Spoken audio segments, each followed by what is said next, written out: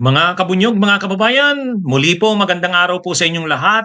Pagdinig sa People's Initiative, isinagawa sa Davao City. O yan. Ha?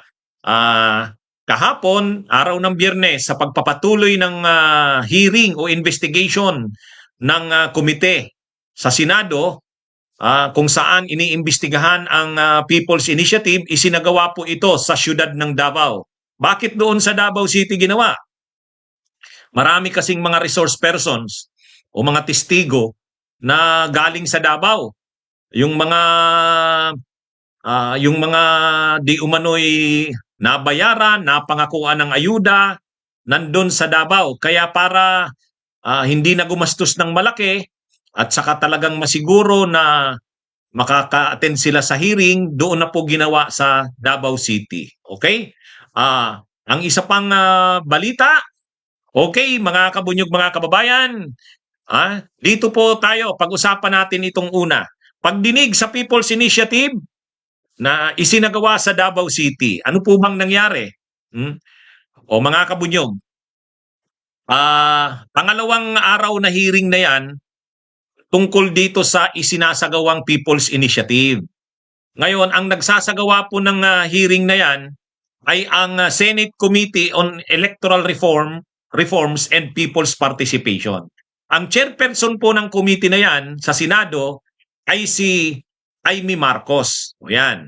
Maraming nagsasabi, sabi ng mga officials ng Kamara ng House of Representatives, nagsasayang lang daw ng oras ang komite ni Amy Marcos at ang Senado sa pagsasagawa ng investigation tungkol sa People's Initiative.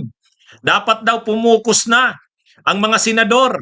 Ano daw bang makukuha nila dyan sa People's Initiative na yan? Bakit kailangan pa daw yang imbestigahan? Yan mga kabunyog ang mga sinabi ng mga liderato ng Kamara. Bakit daw kailangan pang bigyan ng malaking pansin yan ng Senado samantalang ini-atras na ng COMELEC? May order na daw ang COMELEC na isuspend ang pagtang ng mga porma para sa People's Initiative. O bakit daw kailangan pang imbestigahan yan ng Senado? Mga kabunyog, mga kababayan. Yan ang sinasabi ng Kamara. Dapat daw bumalik na sa trabaho ang mga senador. Ngayon, anong paliwanag ng Senado diyan, mga kabunyog, mga kababayan? Sabi ni Amy Marcos, kailangan nilang imbestigahan ang People's Initiative kasi hindi pa naman ito tinitigil. Hindi pa naman ito tinitigil. Kahit si Congressman Joey Salceda ay nagpahayag na ang instruction sa kanila ay ituloy lang ang pagpapaperma. So ibig sabihin, ayon sa mga senador, hindi pa tapos ang People's Initiative, hindi naman tinitigil ng mga kongresista. Kaya tuloy sila sa pag-iimbestiga tungkol dito. At isa pang sinabi ng mga senador, kahit si Presidente Marcos Jr., ang presidente ng Pilipinas, ay nagsabi habang siya ay nasa Vietnam, na tuloy pa ang People's Initiative. Pag-iisipan pa kung talagang ito'y ititigil na o hindi. Pero sa ngayon, pinag-aaralan pa ng mga legal experts, hihingi pa daw sila ng opinion, sabi ni Marcos Jr. At ang mga kongresista naman, sabi ni Salceda, ang instruksyon, ituloy lang ang pagpapapirma. Kaya sabi ng mga senador, hanggat hindi tinitigil ang People's Initiative, dapat itong imbestigahan. Kasi ayon sa mga senador, maraming mga paglabag diyan sa People's Initiative na yan. Ang totoo, di umano, hindi naman ito People's Initiative, kundi Congressman's Initiative o Politician's Initiative. At ang isa sa mga lugar na kung saan nagkakaroon ng matinding bilihan ng mga perma, bayaran ng mga perma, pinapangako ang mga ayuda, kung ano-anong ayuda, kapalit ng perma, ay doon sa Davao. Kaya ang ginawa nitong mga senador, doon na nila ginawa ang hearing sa Davao. Kasi yung unang araw ng pagdinig, doon mismo ginanap sa Senado, yung mga testigo na nagpapatunay na sila'y binayaran, binigyan sila ng pera para pumirma, o kaya pinangakuan ng mga ayuda, natatakot sila kasi baka magalit sa kanila ang mga opisyal na nagpapirma sa kanila. Kaya nung nandun sa Senado, hindi nila sinabi yung kanilang mga pangalan, hindi nila pinakita yung tunay nilang mukha. Hindi nila ipinakita yung kanilang mukha. Tinakpan nila ang kanilang mukha.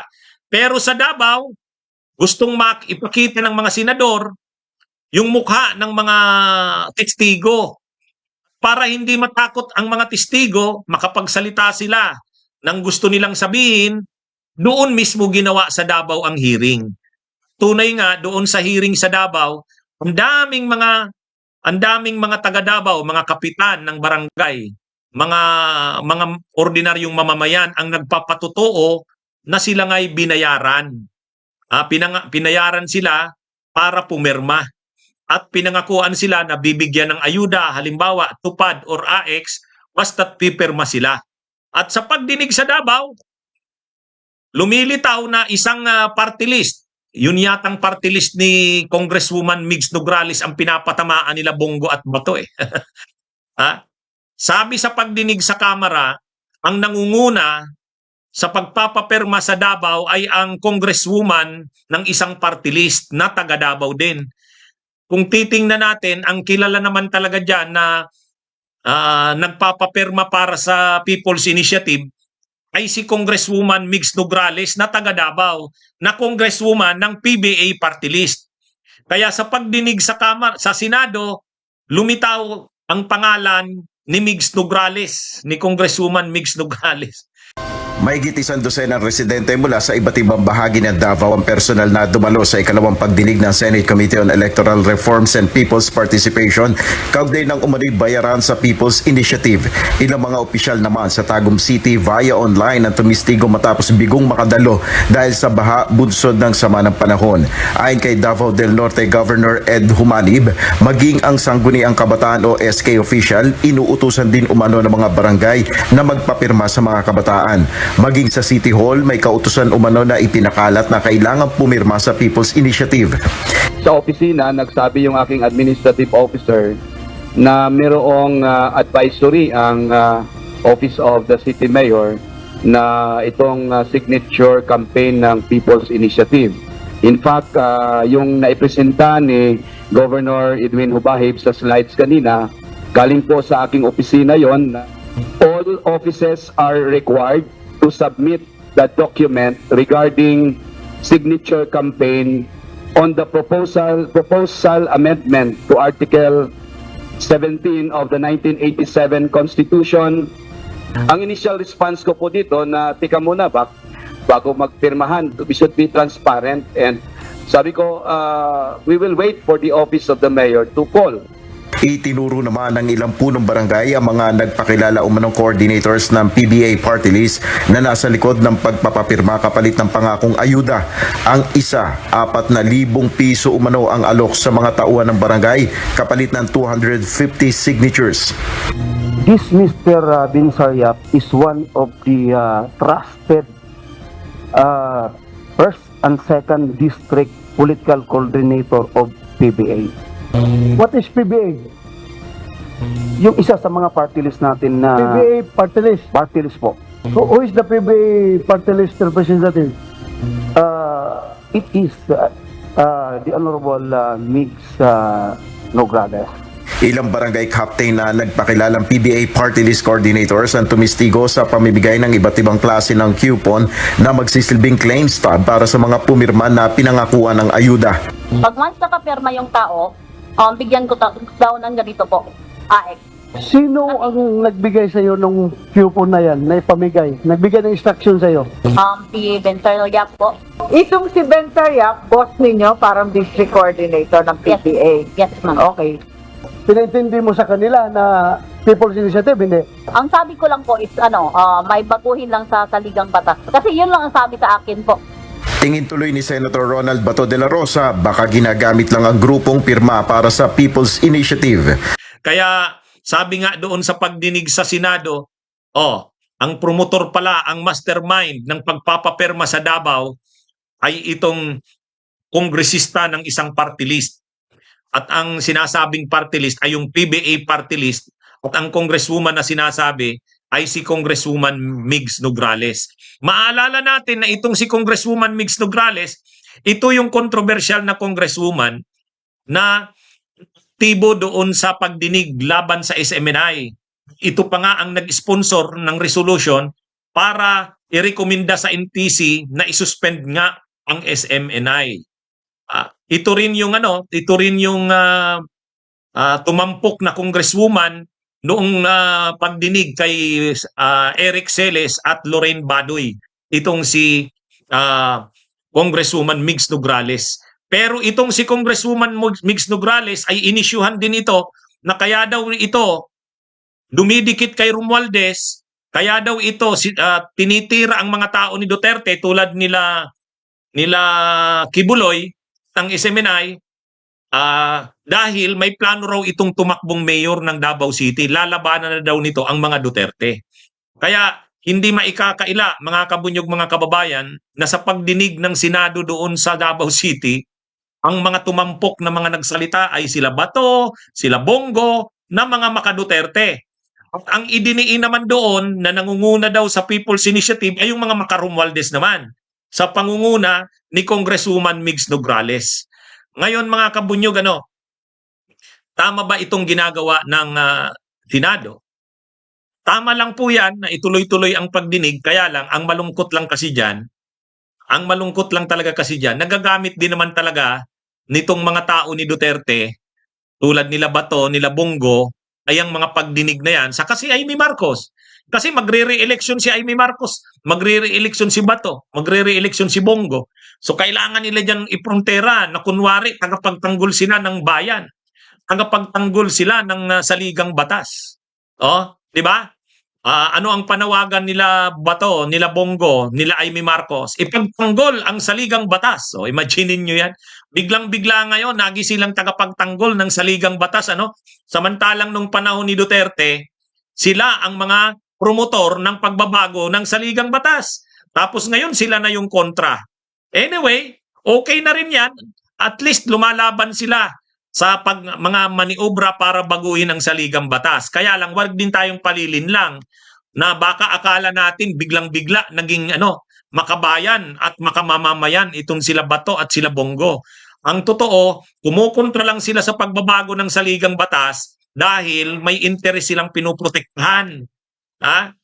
Ay alam naman natin yung mga yan, lalo na si Robin Hood Padilla, mga magkakasama yan, para yan sa pagbabago ng saligang batas. Ngayon, bigla, kontra na sila sa pagbabago ng saligang batas. Bakit? Kasi kalaban nila sila Romualdez at sila Marcos. At ang plano ni Romualdez, magiging prime minister na siya at parliamentary na ang form ng gobyerno, hindi na magiging presidente si Sara sa 2028. Kaya kinukontra ngayon nitong kampo nila Bongo, nila Bato, itong mga maka-Duterte.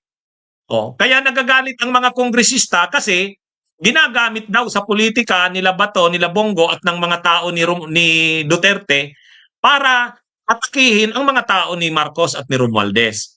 Pero ang totoo din po kasi talaga nito, mga kabunyog, mga kababayan, ito naman kasi talagang mga tao ni Romualdez, okay na sana yung ginagawa nila kontra sa SMNI. Okay na yung ginagawa nila na papasukin ng ICC.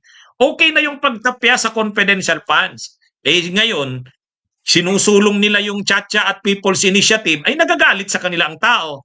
Ginagamit naman ngayon ng kampo ni Duterte. Kaya ngayon si Duterte kung makaasta, di ba? Hihiwalay na lang daw ang Mindanao kung isusulong ang People's Initiative o Chacha. Pero ang totoo, sila naman noon ang promotor ng Chacha. Di ba? Kaya wag tayong wag tayong paluloko sa mga yan. Bagamat okay rin yan na lumaban sila Bato at Bongo kontra sa Chacha para hindi yan matuloy Chacha na yan, pero wag din tayong palilin lang sa kanila na parang isipin natin naging matino na itong sila Bato at sila Bongo at ang mga Duterte. Anyway, mga kabunyog, yan ang nangyari ngayon. Kaya sabi ng mga kongresista, itigil na daw yung pagdinig na yan ni Amy Marcos. At tinatanong na nga si Amy, kanino daw ba talaga si Amy? Sa administrasyon o sa Duterte? Yan ang tanong ngayon. Anyway, mga kabunyog, mabuhay po tayo, mga kabunyog, mga kababayan. Bunyog, bunyog, halikan na nakasama ka, bunyog. Kapag buklod ay may pag-asa, Luzon, Visayas, Mindanao, isa ang pananaw.